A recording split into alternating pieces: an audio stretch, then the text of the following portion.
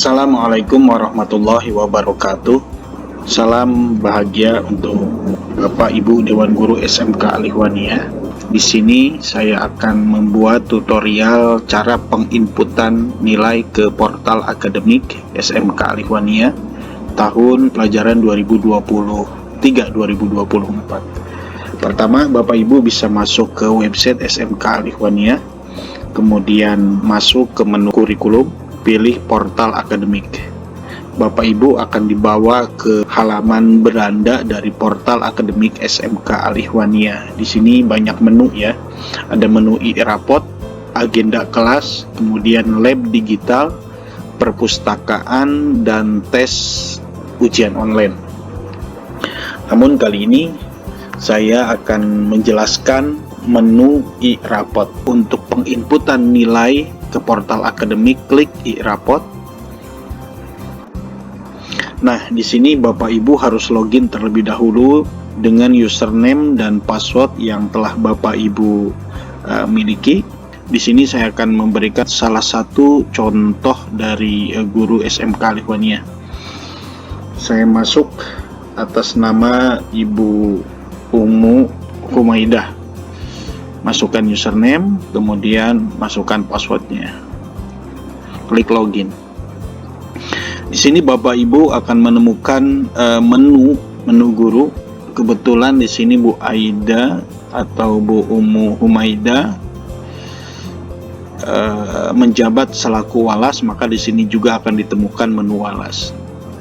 Kalau Bapak Ibu hanya sebagai guru, tidak memiliki jabatan sebagai wali kelas, maka di sini menunya hanya guru saja. Ya. Seperti saya contohkan salah satu papais ya. Nah, di sini menunya hanya guru saja ya, tidak ada wali kelasnya. Baik, karena saya ingin memberikan contoh guru plus wali kelas, maka saya ambil contoh Ibu Aida. Bapak Ibu untuk memasukkan atau menginput nilai mata pelajaran masing-masing, Bapak Ibu masuk ke menu guru ya. Di sini kemudian Bapak Ibu pilih input nilai. Klik input nilai. Di sini Bapak Ibu akan dibawa ke halaman penginputan nilai. Sebelum saya lanjut, saya ingin menjelaskan bahwasanya untuk kelas 10 Bapak Ibu harus berpedoman kepada kurikulum merdeka, karena struktur kurikulum yang digunakan untuk kelas 10 itu kurikulum merdeka ya. Kemudian untuk kelas 11 dan kelas 12 Bapak Ibu menggunakan struktur kurikulum 2013.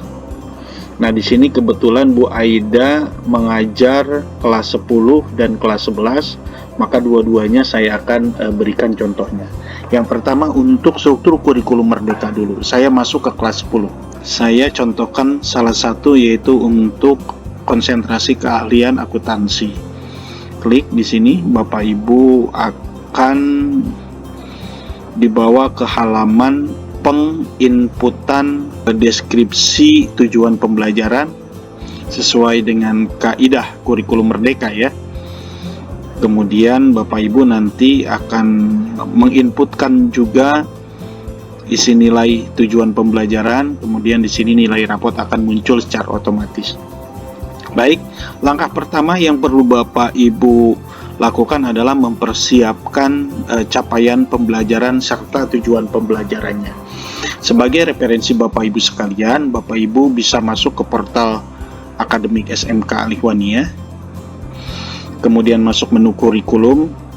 Di sini masuk ke menu perangkat ajar digital, pilih CP dan ATP, capaian pembelajaran dan alur tujuan pembelajaran. Di sini Bapak Ibu bisa mencari referensi ya. Karena Bu Aida mengajar bahasa Indonesia, saya akan memilih pelajaran bahasa Indonesia. Untuk pelajaran bahasa Indonesia bisa pilih SD dan SMA ya. Untuk SMK hanya mapel kejuruannya saja. Sementara untuk bahasa Indonesia, pendidikan Pancasila, kemudian PJOK itu pilih yang SMA. Kemudian di sini Bapak Ibu bisa ketikkan bahasa Indonesia. sesuai dengan mapelnya ya. Kemudian pilih. Nah, ini kita klik lihat CP dan ATP. Untuk fase E ya, kelas 10, dan kelas 11 untuk fase F. Klik. Di sini ada 5 capaian per elemennya: menyimak, membaca, dan memirsa. Tentunya beda-beda ya setiap mapel. Di sini menyimak. Bapak Ibu bisa memasukkan di elemen atau capaian pelajaran, bisa memasukkan elemennya, bisa juga memasukkan capaian pembelajarannya. Ini elemen menyimak, capaian pembelajarannya, peserta didik mampu mengevaluasi, dan seterusnya ya. Ini saya masukkan elemennya saja. Klik di sini menyimak. Kemudian untuk tujuan pembelajaran, nah, di sini ada referensinya, Bapak Ibu bisa lihat contoh ATP. Kemudian lihat. Nah, di sini ada beberapa tujuan pembelajaran ya. Nah, ini tujuan pembelajaran nih. Bapak Ibu bisa mengkopikan. Ini tahap 1 menyimak ya. Kopikan ini. Kemudian pastikan di sini. Bapak Ibu, di sini cukup mengetikkan memahami saja. Karena di atasnya ini secara otomatis akan ditambahkan di awal kalimat menunjukkan kemampuan dalam memahami informasi ya, dan seterusnya. Baik, ini tujuan pembelajaran pertama. Kemudian tujuan pembelajaran kedua masih di poin menyimak. Di sini mengevaluasi informasi berupa gagasan dari teks non fiksi ya. Di sini yang kedua. Di sini Bapak Ibu bisa lebarkan bila terlihat sempit. Kemudian bisa juga Bapak Ibu menambahkan ya, TP-nya. Ini di sini TP2. Ini simpan dulu. Bapak Ibu tambahkan satu lagi menjadi 3. Nah, di sini ya, masih menyimak. Kemudian di sini cari tujuan pembelajaran yang ketiga dari menyimak. Ya. Karena ini bahasa Indonesia ya, Bapak Ibu sesuaikan dengan mapelnya masing-masing. Kemudian dalam membuat atau dalam memasukkan deskripsi ini, di sini ada keterangan jumlah karakter maksimal 200 karakter ya. Tidak boleh lebih dari itu. Apabila tujuan pembelajarannya panjang lebar, maka Bapak Ibu tuliskan atau isikan dengan kalimat singkat, padat dan jelas. Ya. Tidak boleh melebihi dari 200 karakter. Oke, ini saya sudah isikan, disimpan saja. Kalau ini dirasa cukup ya, sesuai dengan tujuan yang telah Bapak Ibu ajarkan di mapel tersebut ke seluruh siswa, Bapak Ibu masuk ke isi nilai tujuan pembelajaran. Ya, di sini ada 3 ya, Bapak Ibu. Baik, di sini saya akan contohkan Azra Kazia ya. Umpama kehadirannya 100%, di tujuan pembelajaran 1 memperoleh nilai 70, kemudian tujuan pembelajaran 2 memperoleh nilai 75, di tujuan pembelajaran ketiga ya memperoleh 70. PTS-nya mendapatkan 68. Umpama ini contoh saja ya Bapak Ibu. Jangan lupa setelah Bapak Ibu inputkan ini, Bapak Ibu save. Ya. Kemudian Bapak Ibu bisa lihat nilai rapotnya di sini. Nah, ini. Ya, 69. Capaian kompetensinya yaitu menunjukkan kemampuan dalam mengevaluasi informasi berupa gagasan dan seterusnya, sama seperti yang Bapak Ibu inputkan di deskripsi sini ya. Sini. Ini ya. Saya masukkan lagi, umpama nilainya rendah ya, sini saya contohkan salah satu nilai yang rendah. Kemudian Bapak Ibu save, maka deskripsi nilainya perlu bimbingan di sini ya. Perlu bimbingan dalam kemampuan memahami informasi berupa gagasan yang akurat dari menyimak dan seterusnya. Kok ini beda dengan ini? Nah, karena dianggap yang memahami informasi sudah lulus ini, ya sudah memahami karena sudah masuk ke tujuan pembelajaran 2. Kemudian saya contohkan satu lagi biar Bapak Ibu tidak penasaran. 80, 90, 90, di sini 80. Simpan, kita cek di sini. Ya. Ini yang ketiga ya. Levelnya udah naik. Kalau udah nilainya di atas, dia deskripsi yang ketiga yang akan digunakan. Ya, ini karena ini dianggap udah gagasan ya. Di sini hanya mengevaluasi informasi, di sini menyajikan gagasan. Ya. Saya contohkan satu lagi biar Bapak Ibu tidak penasaran. 100. Nilainya sama dengan yang pertama. 75, 70, 68. Kita simpan. Sama 69 nilainya, kita lihat. Di sini sama deskripsinya dengan yang pertama karena nilainya sama. Ya, dia di level baru mampu mengevaluasi informasi berupa gagasan. Ya. Nah, kalau yang pertama ini deskripsi yang pertama, levelnya ini. Jadi tujuan pembelajaran itu bertahap ya. Saya contohkan satu lagi. Ya, saya contohkan satu lagi biar Bapak Ibu tidak penasaran. 50, 80 smart, 50, 40, 40, kemudian 30. Pasti ini deskripsinya sama dengan siswa yang kedua.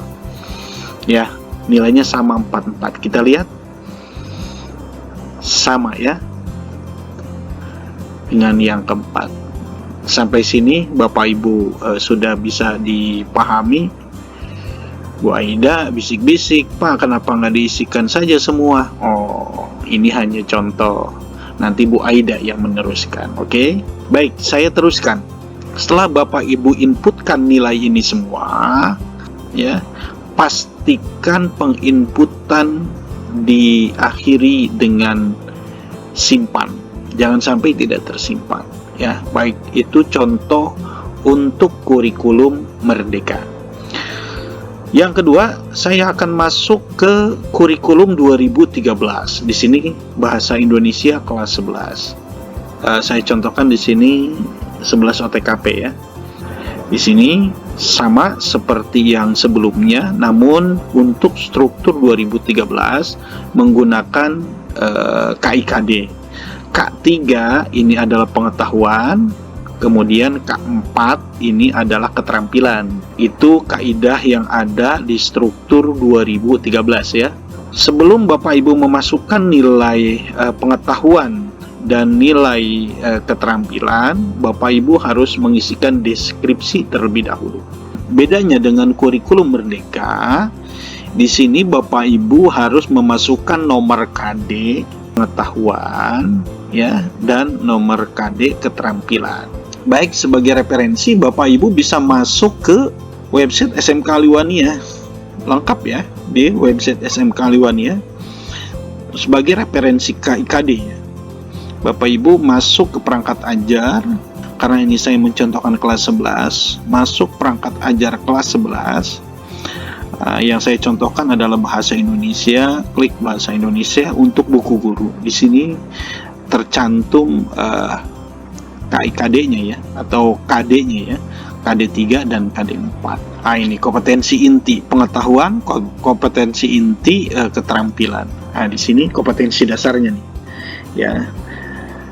Saya contohkan di sini, masukkan Bapak Ibu nomor KD-nya ya, nomor 3.1. Sini masukkan untuk KD pengetahuan. Kemudian deskripsinya Bapak Ibu masukkan sini. Nah, Untuk menuliskan deskripsi, Bapak Ibu harus memulai dengan kata mampu. Ya. Mampu, baru seterusnya sesuai dengan tadi. Jadi mampu mengkonstruksi informasi berupa dan seterusnya ya. Ini yang pertama ya, KD pengetahuan 3.1. Kemudian 3.2-nya menganalisis struktur. Bapak Ibu tuliskan deskripsinya di sini. Sama Bapak Ibu di sini harus diawali dengan kata mampu. Mampu menganalisis struktur dan seterusnya. Bu Aida berbisik kepada saya, Pak, adik saya ada 4. Ya, tuliskan 4 di sini. Ya. Mama ya, tuliskan 4 di sini. Simpan. Kan bertambah dia. Tetapi kalau di sini adiknya 4, berarti praktiknya pun harus 4. Ya, diharapkan setiap pengetahuan harus ada diiringi dengan praktiknya ya. Sini 4. Enggak Pak, 3 aja dah umpama. 3 ya boleh 3. Yang jelas Bapak Ibu inputkan sesuai dengan yang telah Bapak Ibu ajarkan KIKD-nya ya. Jangan yang belum diajarkan Bapak Ibu inputkan. Baik, di sini saya akan atau Bu Aida berbisik lagi ke saya, Pak cukup 2 aja. Karena saya baru sampai menganalisis struktur, ya boleh 2. Kita ganti 2 lagi ya. Di sini 3.1 dan 3.2. Nah, ini 4.1 ini adalah kode keterampilan ya. Tuliskan di sini, masukkan, diinputkan di sini.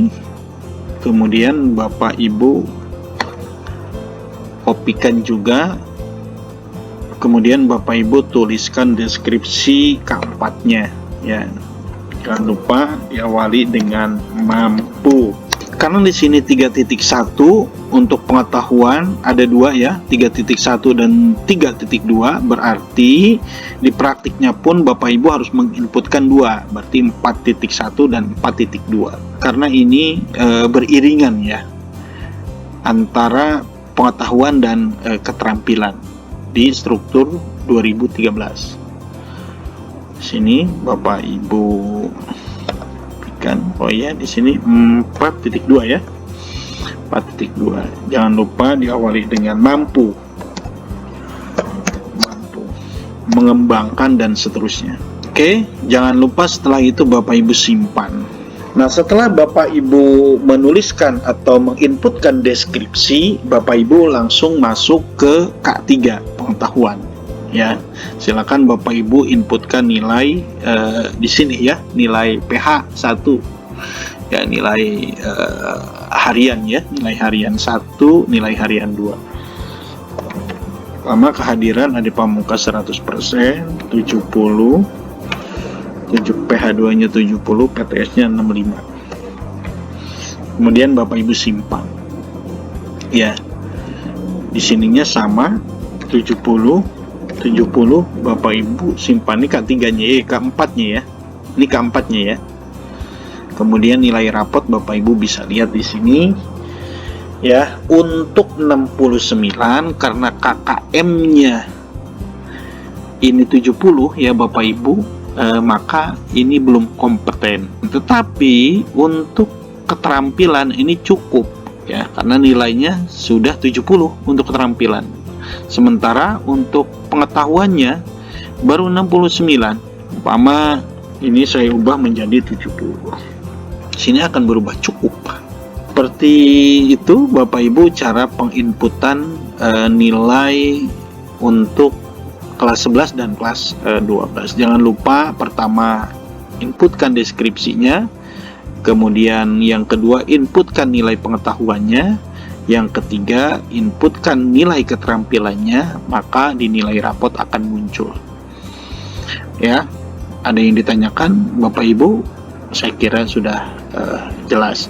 Baik, itu cara penginputan nilai. Kemudian saya masuk ke menu walas. Nah, ini untuk para walas. Di sini ada beberapa menu Bapak Ibu Bapak Ibu bisa mulai dengan pengecekan sikap kehadiran. Ya, Bapak Ibu di sini silakan inputkan kehadiran. Ya, dalam kurun waktu 2,5 bulan ya sebelum PTS terlaksana. Sakitnya ada berapa, izinnya ada berapa, alpanya ada berapa. Ya, di sini di rapot bayangan ini Bapak Ibu juga bisa menuliskan prestasinya. Ya, prestasi itu akan didapat setelah nilai seluruh siswa terinput oleh guru, baru akan didapati prestasi. Nanti saya akan perlihatkan. Kemudian menu yang kedua itu catatan wali kelas. Di sini Bapak Ibu bisa inputkan catatan Bapak Ibu terhadap nama siswa yang bersangkutan. Tuliskan di sini. Catatan Bapak Ibu terhadap siswa Abdul Sainja ini seperti apa. Silakan Bapak Ibu tuliskan catatannya. Yang ketiga, menu nilai project ya. Nilai project ini adalah nilai project profil pelajar Pancasila ya. Ada 3 tema di sini. Yang pertama itu adalah tema gaya hidup berkelanjutan. Ya, ini kurikulum merdeka untuk kelas 10. Kemudian tema yang kedua yaitu suara demokrasi. Kemudian tema yang ketiga itu kebekerjaan. Nah, tema 2 dan 3 ini belum terlaksana. Yang sudah terlaksana namun belum selesai itu adalah tema 1 ya, yaitu tema 1. Bapak Ibu bisa mengisikan secara bertahap karena nilai rapot untuk proyek penguatan profil pelajar Pancasila ini akan baru bisa di-print nanti ketika pas PTS, sementara belum. Tetapi harus Bapak Ibu pilih sesuai dengan perkembangan siswa di kegiatan P5. Di sini ada 4 pilihan yang Bapak Ibu bisa checklist. Yang pertama yaitu BB belum berkembang. Yang kedua MB mulai berkembang. Kemudian yang ketiga itu BSH berkembang sesuai dengan harapan. Yang keempat SB sangat berkembang. Nah, Abdul Sainja ini di dalam tema gaya hidup berkelanjutan, pengelolaan sampah organik dan anorganik. Nah, di sini memahami keterkaitan ekosistem bumi. Apakah Abdul Sainja ini posisinya di BB, MB, BSH atau SB ya. Ingat, BB belum berkembang, MB mulai berkembang, BSH berkembang sesuai harapan, SB sudah atau sangat berkembang. Saya contohkan umpama di sini klik mulai berkembang. Yang kedua, menjaga lingkungan alam sekitar. Belum berkembang atau mulai berkembang. Kemudian selanjutnya di sini ada menghasilkan ide solusi masalah. Sering tidak dia memberikan ide-ide yang cemerlang ketika kegiatan P5, mencari solusi dan alternatif dan seterusnya. Begitu ya Bapak Ibu. Nanti di akhir Bapak Ibu harus memberikan catatan. Catatan ini nanti Bapak Ibu bisa isikan, ini Bapak Ibu wali kelas ya, bisa isikan ketika selesainya kegiatan P5 untuk tema pertama gaya hidup berkelanjutan. Baik Bapak Ibu, itu menu untuk nilai project.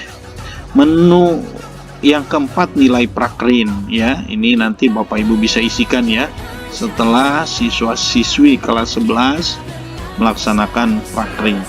Kemudian naik tidak naik Bapak Ibu nanti bisa isikan ketika dikenaikan.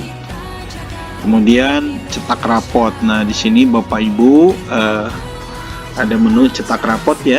Rapot siswa, ada PTS, ada pas ganjil, PTS genap, ada pas genap ya. Setelah kegiatan PTS selesai, tentunya Bapak Ibu harus mencetak rapot PT.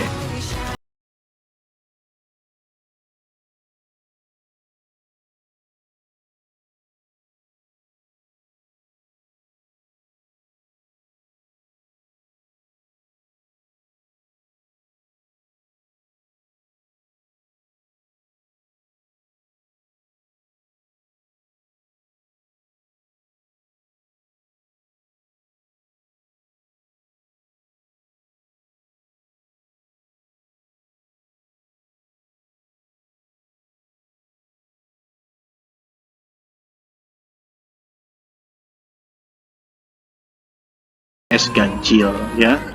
Bisa dilihat di sini. Nah, ini bentuk rapot untuk kelas 10. Nah, ini ya untuk kelas 10.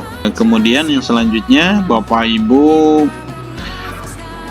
bisa mengecek peringkat siswa ya. Sini bisa segarkan terlebih dahulu. Nanti ini akan diketahui setelah nilai terinput oleh guru ya. Kemudian di sini ada menu rekap nilai.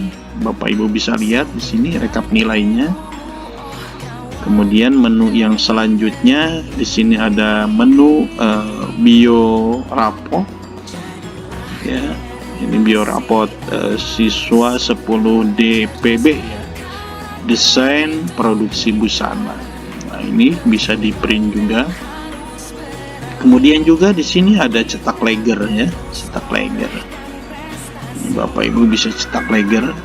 Kemudian ada struktur kelas. Nah, untuk wali kelas silakan di sini dimasukkan ketua kelas, wakil ketua kelas, sekretaris kelas ya. Jangan lupa, kemudian disimpan. Kemudian di sini ada agenda kelas juga ya. Dan seterusnya. Silakan Bapak Ibu berselancar saja. Apabila ada yang tidak jelas, silakan ditanya ke Wakakurikulum. Oke, Pak Hidup ya.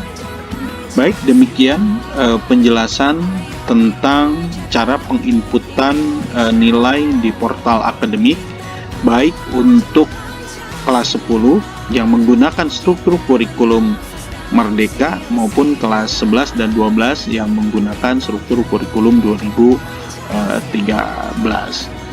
Demikian Bapak Ibu, semoga penjelasan ini bisa sedikit membantu Bapak Ibu dalam penginputan nilai ke portal akademik. Terima kasih. Wassalamualaikum warahmatullahi wabarakatuh.